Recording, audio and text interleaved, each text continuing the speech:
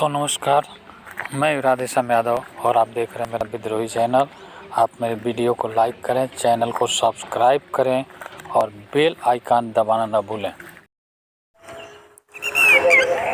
मित्रों, दुनिया के कुल जनसंख्या के 36% लोगों को गेहूं देने वाला भारतीय किसान की आर्थिक स्थिति आज इतनी दयनीय है कि आने वाली कोई भी सरकार, कोई भी व्यवस्था इनके जीवन स्तर को ऊंचा उठाने का प्रयास नहीं करती। आज पूरे दुनिया में जब गेहूं का संकट छाया हुआ है तो सारी दुनिया बड़ी उम्मीदों के साथ भारत की तरफ देख रही है और मैं सैल्यूट करता हूं, मैं सलाम करता हूं उस देश के किसानों को जिन्होंने इस पूरी दुनिया के 36% लोगों को भोजन के लिए दिन रात कठिन परिश्रम करती है। न बारिश में भीगने की चिंता, न तपती दोपहरी में गर्मी की चिंता और न ठंड में ठंड की चिंता करते हुए भारतीय किसान पूरी दुनिया के लिए जी तोड़ मेहनत करते हैं और आज उन्हीं के बदौलत भारत दुनिया में नंबर 1 होकर के उभरा है।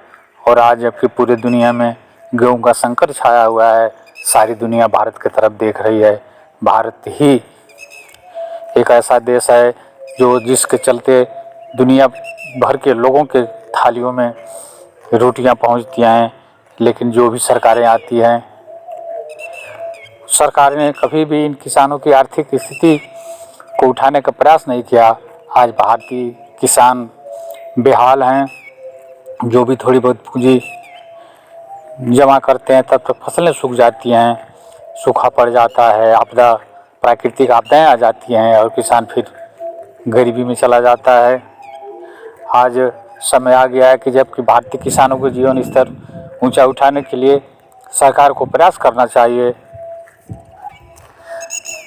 दिन रात कठिन परिश्रम करने के बाद भी किसान की खस्ता हाल है। किसान अगर बीमार होता है तो उसे सरकारी अस्पतालों में इलाज कराने जाना पड़ता है, जहाँ यह भी भरोसा कर पाना मुश्किल है कि अस्पताल में जाते हैं तो हम ठीक हो गए या हमारी बीमारियां बढ़ जाएंगी। उनके बच्चों को उचित शिक्षा की व्यवस्था नहीं हो पाती।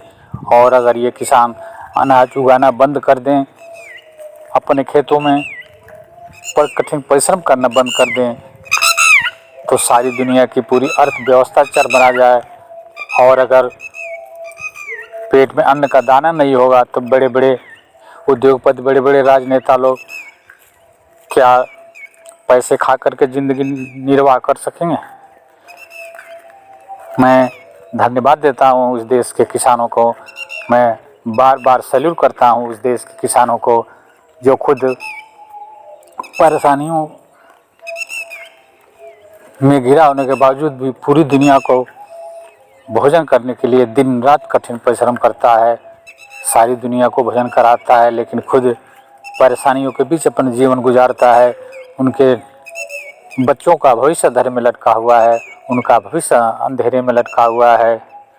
और पूरी दुनिया के लिए अनाज पैदा करने वाले किसान के ऊपर बाढ़ की मार, प्राकृतिक आपदाओं की मार, सूखे की मार और चाहे जितनी भी कठिनाइयों की बात करें, सारी कठिनाइयाँ झेलनी पड़ती है। इसके अतिरिक्त आवारा पशु, नील गायें और छोटे मोटे कीटाणु, चूहे सब उनके खेतों को नष्ट करते हैं।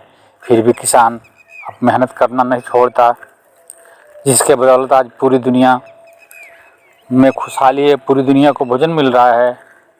मैं बार बार उन किसानों को सैल्यूट करता हूँ जिनके बलबूते पर ये दुनिया चल रही है। और ख़ास करके भारतीय किसान जो पूरी दुनिया के लिए अन्न पैदा करते हैं। और आज अब पूरी दुनिया में खाद्य का संकट छाया हुआ है। अमेरिका जैसा देश बार बार भारत के तरफ उम्मीद लगाए मांग कर रहा है कि गेहूँ भेजा जाए, भारत हमें गेहूँ दे। और दुनिया के कई देशों में भूखमरी की स्थिति पैदा हो गई है। ये धन्य हैं भारत के किसान जो खुद परेशानियों का सामना करते हुए पूरी दुनिया के 36% जनसंख्या के लिए अन्न उगाते हैं।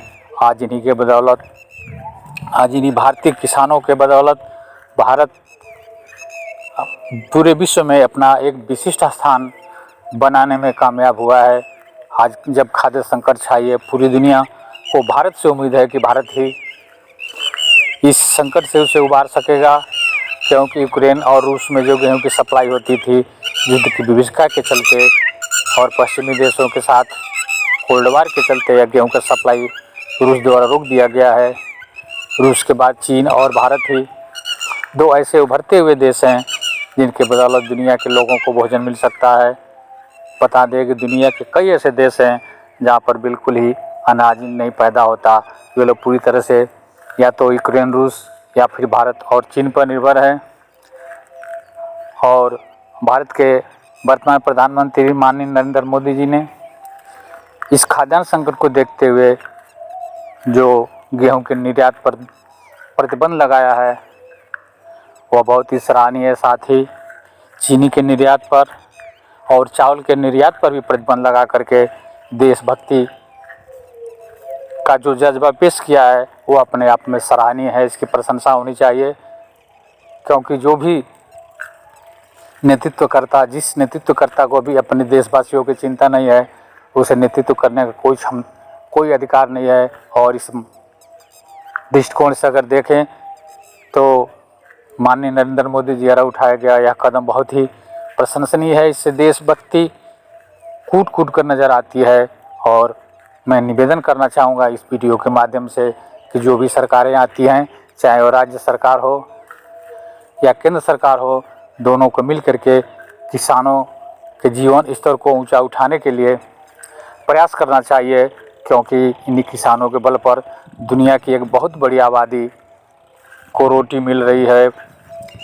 इसलिए इनके जीवन में जो भी कठिनाइयाँ आती हैं उन कठिनाइयों को दूर करने के प्रयास किए जाएं, क्योंकि ये किसान ही इस देश के भाग्य विधाता हैं। इन किसानों के बल पर ही देश चल रहा है और किसान बिना किसी लाभ की चिंता किए दिन रात कठिन परिश्रम करके देश ही नहीं बल्कि पूरी दुनिया के लोगों के लिए भोजन का रास्ता प्रशस्त करते हैं। मित्रों, आप अधिक से अधिक मेरे इस वीडियो को लाइक करें, चैनल को सब्सक्राइब करें। मिलते हैं अगले वीडियो में, तब तक के लिए नमस्कार। जय हिंद, जय भारत, वंदे मातरम।